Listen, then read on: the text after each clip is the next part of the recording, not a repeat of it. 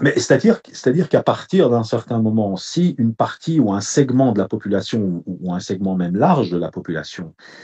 ne sent pas que justice est faite par rapport, si tu veux, à certains actes, ben, inévitablement, ce sentiment d'injustice va se traduire par quelque chose. C'est un leurre que de croire que ce sentiment va rester dans la poche de la personne qui le porte. Ce sentiment va se traduire dans un vote, inévitablement. Et ce vote va inévitablement s'orienter vers ceux et celles qui vont venir, en tout cas verbalement, non pas nécessairement pratiquement, mais verbalement en tout cas avec des solutions. Et malheureusement, force est de constater, si tu veux, que ce laxisme crée et provoque une,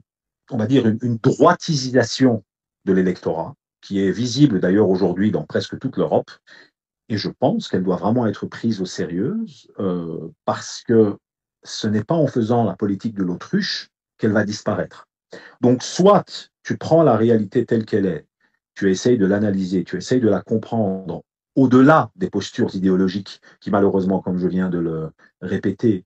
deviennent de plus en plus normatives, soit la réalité va te rattraper, elle aura toujours raison, en tout cas, la réalité. Elle sera toujours plus forte que tes postures, que ta posture idéologique. Donc, soit tu harmonises ta posture idéologique avec la réalité, soit la réalité va venir écraser ta posture idéologique d'une manière ou d'une autre. Donc,